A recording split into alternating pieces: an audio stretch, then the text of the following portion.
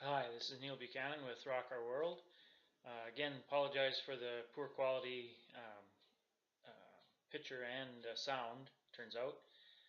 My remote camera is down somehow. I did something wrong. Anyway, I think this will be the last poor one. I'll figure this all out.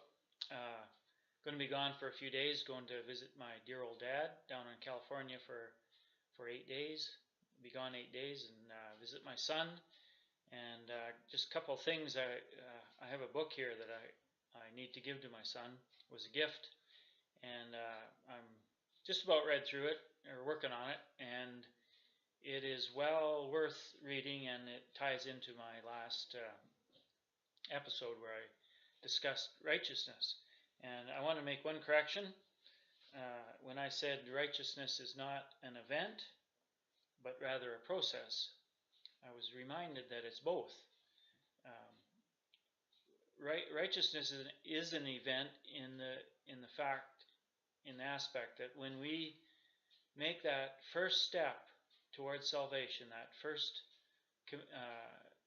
time we become broken before Jesus Christ, Yeshua, and accept His blood in payment for our past sins, and ask Him to come into our lives and help us, because we need help.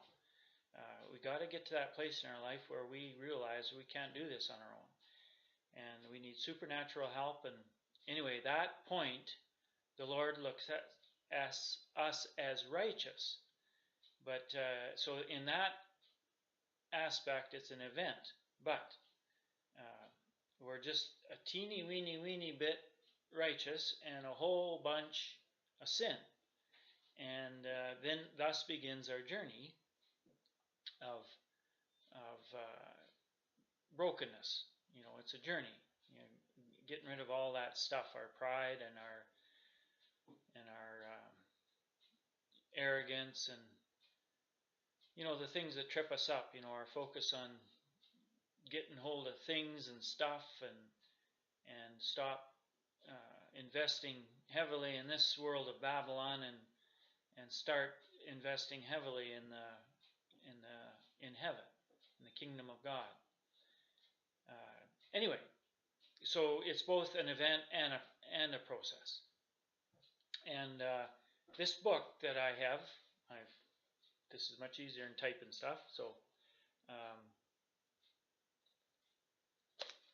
try the right way around. Well, I didn't realize this before. It's all backwards. I don't know how do you fix that, but anyway, it's called Maximize Manhood, and it must be my remote cam that switches it up. Anyway, it's Maximize Manhood. Look at it in a mirror. By Edwin Lewis Cole. He wrote this book in 1982, and he is a straight shooter. He's telling it like it is. He's confronting the church, the believers, and I always want to remind the viewers that this is a message to both the Christian church and to the Jewish church. We have the same Torah, prophets, and writings, and as I pointed out, the one we call Jesus Christ is the one they call Yahweh and the Lord, because in 1 Corinthians 10:4 it says that it was Jesus Christ that led the children of Israel through the Red Sea and into the wilderness, through the wilderness. And obviously he was on Mount Sinai, because that happened in between, giving the Torah to Moses. And Jesus Christ never changes, same yesterday, today, and forever. And in the Torah and prophets and writings, Jesus Christ says twice, at least twice, he says, I change not. No change ever.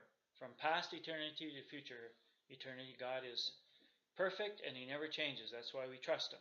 That's why His Torah is perfect, and it will never be done away with. It will always be the set of instructions that human beings will live their lives by, and the angels, and humans. When we become immortal and eternal, we won't be human beings anymore. We'll be the sons of God, and we'll all follow those instructions forever.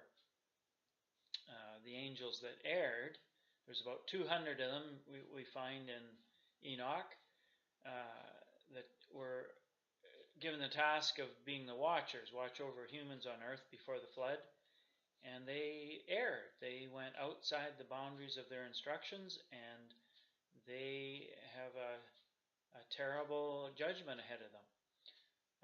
Nonetheless,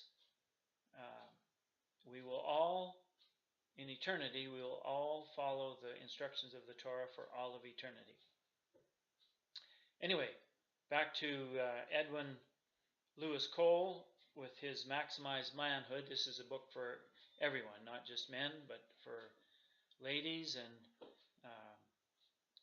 it will go a long ways and further than I did in 13 minutes, whatever it was, describing what righteousness actually is. Our quest to go on this journey to figure out what's wrong in our homes, if our homes aren't working right, our children, and the relationship with our wives and wives with their husbands. And a lot of it boils down to what sin is, and we do have to get sin out of our lives. We have to know what it is and get rid of it and keep going on this journey. And anyway, Edwin does a wonderful job here. And he deals with some really difficult topics that we shy away from today. Now, 82 was 30 some years ago.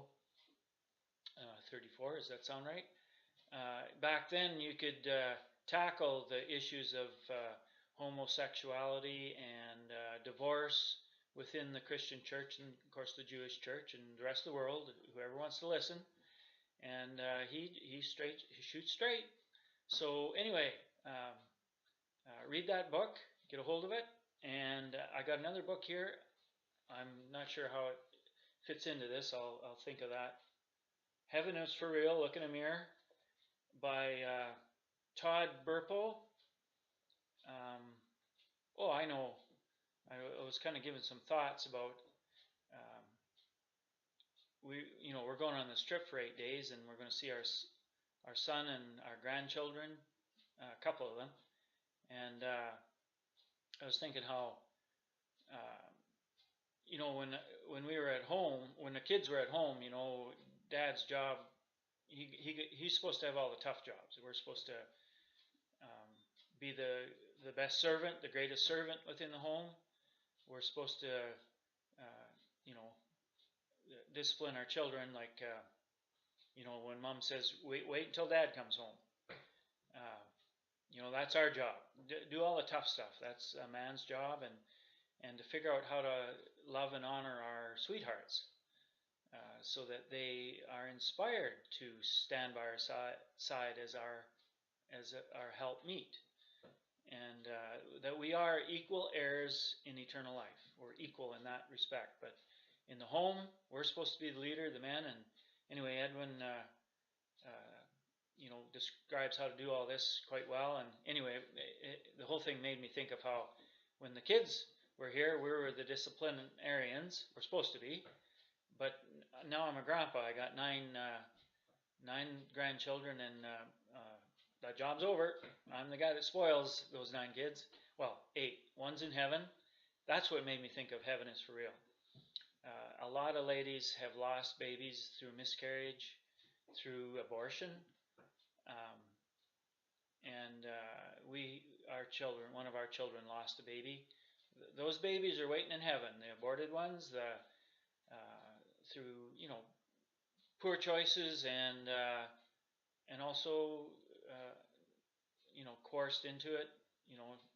Anyway, try and lay aside some of that guilt that people carry, and hurt and sorrow. My wife lost possibly 3 children, and we got this little baby from my daughter, and they're all waiting for us in heaven.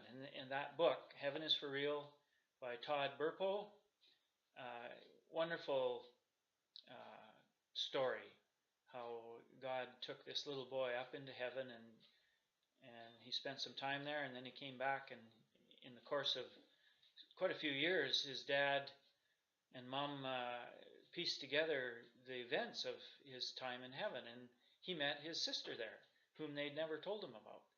His sister had been a miscarriage, and they were going to tell him, but felt he wasn't quite old enough at 4 grasp it all. So anyway, read these two books, and sorry about the poor quality, and I'll straighten that out.